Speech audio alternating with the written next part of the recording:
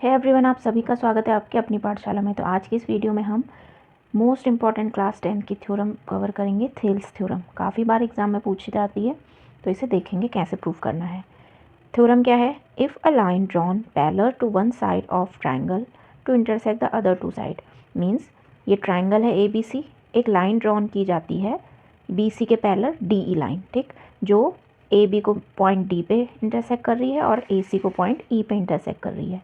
Then the other two sides are divided in the same ratio. तो हमें proof करना है कि ये जो अदर टू साइड है, दैट मीन्स AB और AC, तो इनको सेम रेशियो में डिवाइड करिए। दैट मीन्स हमें क्या प्रूफ करना है? AD upon DB equal to AE upon EC। तो यहाँ पे लिख देते हैं, गिवन क्या है हमें? BC, ट्रायंगल ABC गिवन है जिसमें DE पैरेलल BC के है, ठीक।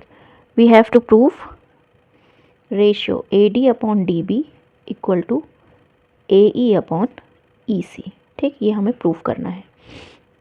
कंस्ट्रक्शन, सो इसमें हमने कंस्ट्रक्शन क्या किया है?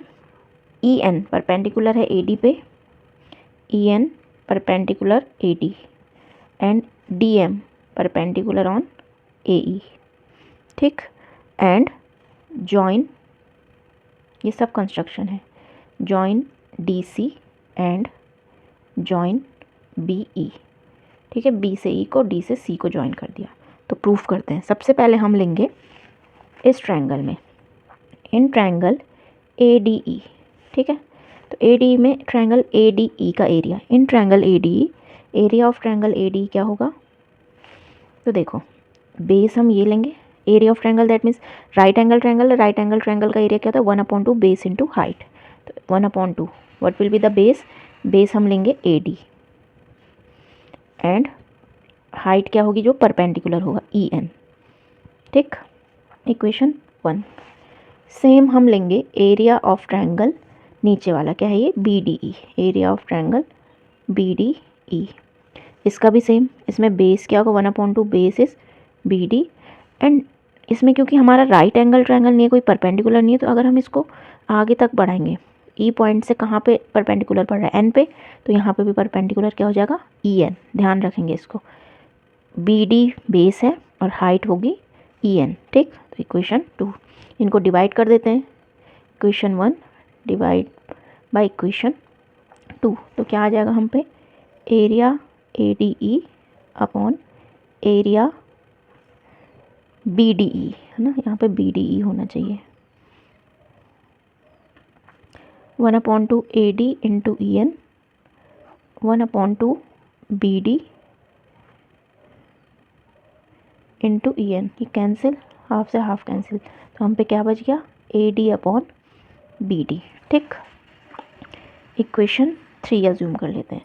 सेम अब इस ट्रायंगल में लेंगे, लेकिन इस बार परपेंडिकुलर ये लेंगे और बेस AE लेंगे। तो area of triangle AD equal to 1/2, this time base will be AE and perpendicular will be DM, ठीक। Equation 4, area of triangle DEC, DEC, इसके नीचे जो ट्रायंगल बन रहा है ये वाला, तो ट्रायंगल DEC का होगा 1/2, बेस होगा इसमें EC एंड EC, है ना, और यहाँ पे ये यहाँ पे ख़त्म हो रहा है, D से कहाँ पे परपेंडिकुलर पड़ रहा है? M पे, तो मीन्स इसमें परपेंडिकुलर क्या होगा? DM, ठीक। इक्वेशन नंबर 5, इनको भी डिवाइड कर देंगे। Equation 4 divided by equation 5, area ADE upon area DEC equal to 1/2 AE into DM upon 1/2 EC into DM, ठीक। जो कैंसिल हो रहा है उन्हें कैंसिल कर देंगे। फाइनल क्या मिला हमें? AE अपॉन EC, ये है हमारी इक्वेशन 6, ठीक।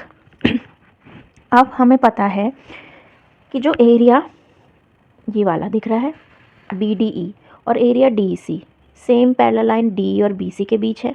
तो जब भी कोई ट्रायंगल सेम पैरेलल लाइन के बीच और सेम बेस सेम है, उनका DE बेस सेम है और DE और BC दो पैरेलल लाइन इनके बीच लाई करते हैं, तो उनका एरिया सेम होता है, ठीक।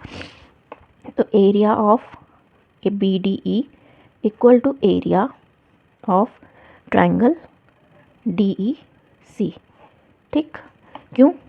Because area of triangles between same parallel lines and common base are equal.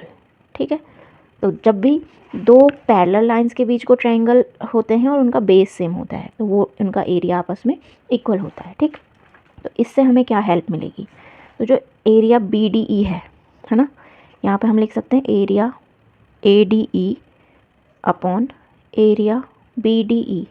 इसकी जगह पे हम क्या रिप्लेस कर सकते हैं, डी ई सी को लिख सकते हैं A D upon B D, ये चलता आ रहा है। तो यहाँ पे हम लिख रहे हैं area A D E upon area B D E की जगह हम क्या रिप्लेस कर रहे हैं, एरिया डी ई सी।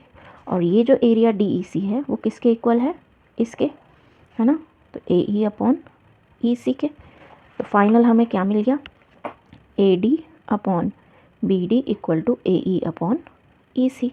यही हमें प्रूफ करना था।